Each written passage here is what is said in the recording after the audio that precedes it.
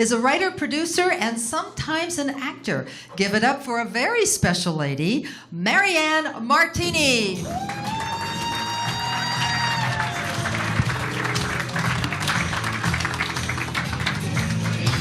Hi. It's so great to be here for AARP Comedy Night. It's not? Then it must be Gay Comedy Night. Marianne. Okay.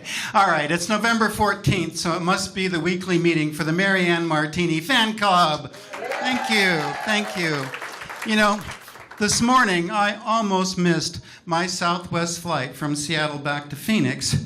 And as I rushed onto that plane to look for a seat, I tripped. And I landed face first in the lap of the best-looking guy on that plane. I did, and as he helped me ease my graceful ass into the empty seat next to him, he turned and said, "Hey there, little darling. My name's Robert, but y'all can call me Bobby." Well, hello, Bobby. My name's Dave.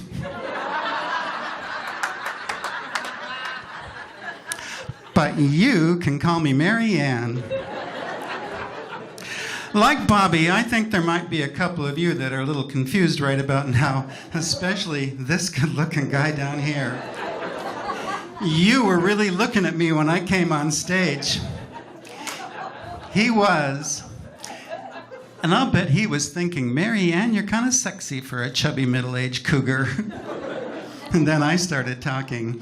So I don't need a confused audience, so I'm going to come out right now and tell all of you that I was not Bruce Jenner. But I was a rodeo cowboy. Don't you know that's what transgender girls like Caitlin and I did when we were really mixed up boys a long time ago? I did everything in the world I could do just to be macho, and just look how that worked out. When I was a little guy and ready to start school, I thought I was a girl, but my parents made me wear boy clothes to school. Oh my God, I was terrified. And on the first day of school, my teacher asked me what I wanted to be when I grew up. I stood up in front of the class and I said, "The First Lady President of the United States, and my name will be Jan Brewer." I am so glad that didn't work out. But I knew that someday, if I wasn't president, I was going to be a stand-up comedian. Thank you. My teacher didn't laugh at all. She sent a letter home to my mom and dad, and my dad just tossed it aside, and he said, "Oh, don't worry. The first time he gets nailed in the ass, he'll grow out of it. Still hurts." When I think it was middle school, or some of you might have called that junior high, I used to help my grandpa out at his gas station on the weekends. And one morning I was cleaning the ladies' room, and there was a brand new vending machine up on the wall. It said sanitary napkins, 25 cents. Well, I thought I was a girl, so I bought one and opened it. I had no idea what it was, so I put it in my pocket. Later that morning, Grandpa and I went out for breakfast. The waitress asked me if I needed a napkin. And I said, "No, thanks, I've got one, and it's sanitary." My grandpa looked up at the waitress and said, "Don't worry, I think he's going to grow out of it." In high school, I still had to go to school dressed like a boy, and I tried to be macho. I turned out for football. I did. At first, I wanted to be wide receiver, but they told me I wasn't wide enough. And then I tried tight end. They told me I wasn't tight enough. And the coach made me quit football. He did. He said I was a distraction to the other players.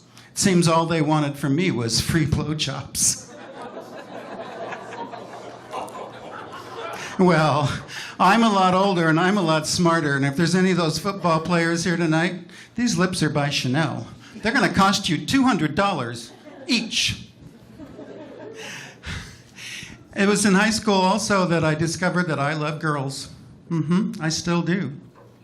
And one day after school, when my mom was at work, I brought my girlfriend home, and we were going at it on the living room sofa. I can't go that fast anymore. But we were going at it. And you know it, my mom came home early. You know what? She just screamed, oh my God, I'm going to call your dad right now. And I know I'm going to get killed. But then all I heard her say was, honey, he grew out of it.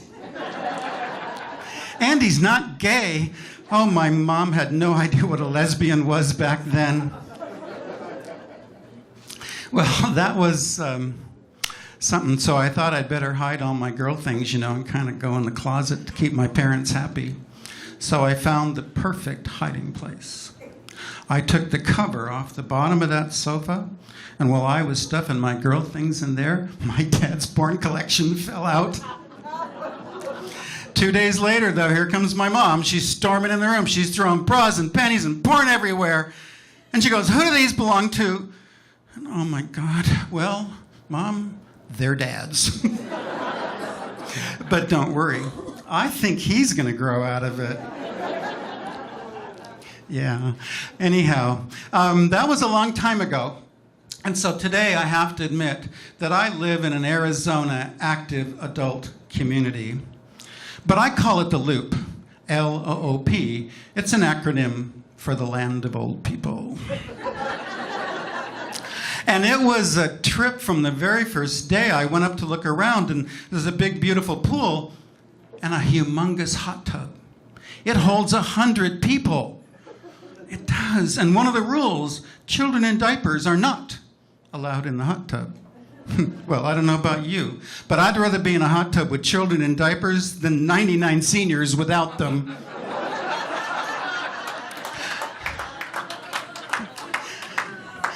And then I went into the clubhouse, and oh my God, I was shocked. Up on the wall, great big letters, LGBT. Clubs meet here on Wednesday. Oh my God, lesbian, gay, bisexual, and a transgender club just for me? You can imagine Wednesday, I was up there as fast as I could get there, and underneath the L, it said, lunch club meets here. Underneath the G, it said join golf club. Underneath the B, it just said bocce ball. And I'm thinking, what the fuck is bocce ball? And T was tennis club. So I joined lunch club. I did. Because frankly, for the last few years, being around balls really makes me nervous. And my best friend in lunch club, Marilyn, oh my gosh. The moment I met her, she grabbed my hand and looks at my wedding rings. She goes, Mary Ann, you're married. Are you married to a man or are you married to a woman? Why, I'm married to the most wonderful woman in the world. And then Marilyn blushed and belted out, then you're a lesbian just like me. Well, not exactly, Marilyn. I'll never need a strap-on.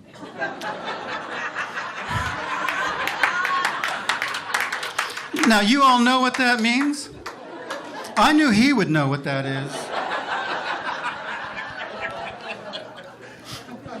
And my buddy Steve, oh my gosh, he's retired and decided he wanted to go back to work.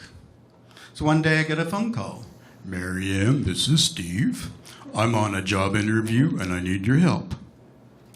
How soon after you smoke pot before you can pass a drug test? Well, Steve, try this. Pee in a cup and try and set it on fire. What will that prove? Steve, if you do it, it proves you're still stoned. You better not take that test. You know, there's a lot of people, including most of you, that have never met a transgender woman like me before. And when people meet me, they always ask a lot of questions like, how long have you known you were special? Well, in reality, it's been 72 years, really. Yeah, thank you. I'm really lucky. And I'm really lucky because I bet a lot of people that they can't guess my age, and I get a lot of free drinks. And if they don't get it on the first try, the second guess is a top shelf double. Bourbon. And I am actually 67 days younger than Donald J. Trump. Exactly. That man should have spent a lot more time with moisturizer and a lot less time thinking he could get a tan jumping in a bin full of Cheetos.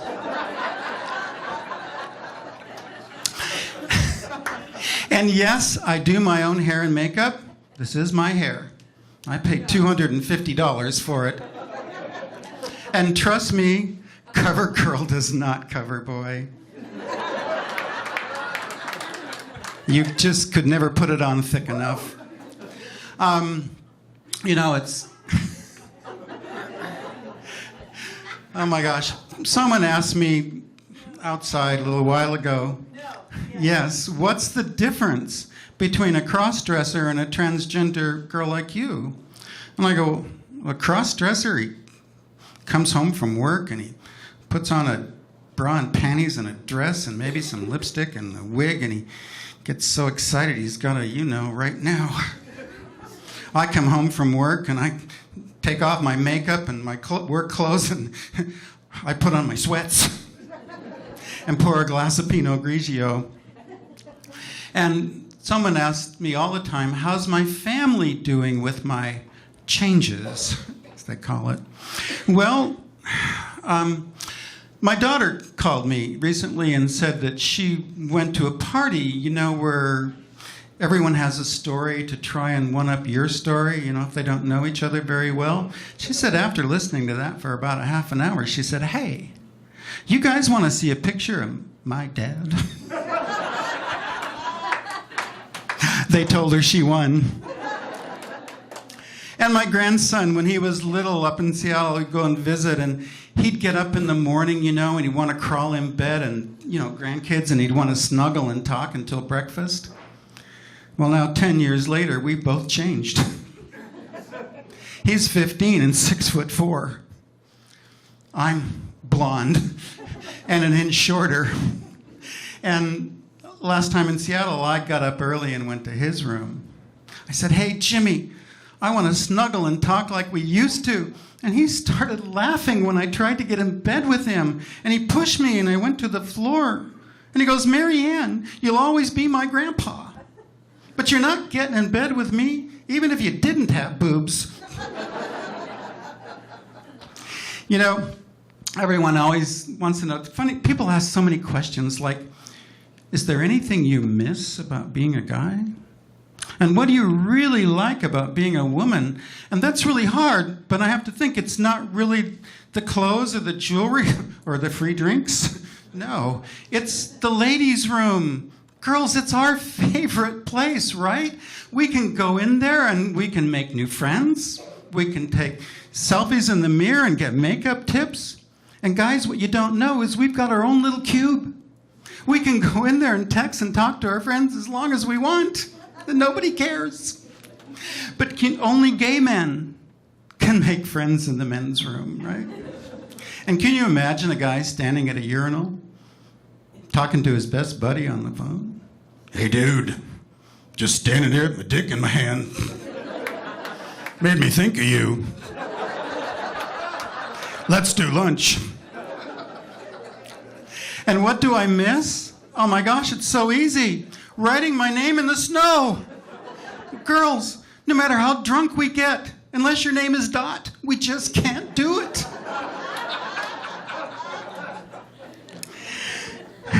Last week in Seattle, I ran into that old girlfriend, the one my mom caught me with all those years ago. And she had the nerve to ask me if I had that sex change surgery, she called it. I said, are you kidding? I'm 72 years old. If I had, what the fuck would I do with a vagina? And you're my age. What do you get to do with yours? My whole life, I thought I was part Italian. I grew up in an Italian neighborhood in South Seattle. My mom was Sophia Loren Gorgeous. I learned to cook and parlare Italiano, which means speak Italian. And then Ancestry.com. Discover your DNA.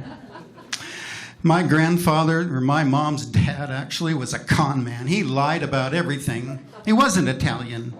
He was Armenian from Eastern Turkey. I don't know one Armenian word, what they eat, or even how to cook it. But hold on. If I'm part Armenian, that means from this part here up, I must be Kardashian. And from here down, I'm Australian. Because unless you've been there, you'll never, ever really know what's down under. Thank you so much. I am Marianne. Thank you. You're a great audience.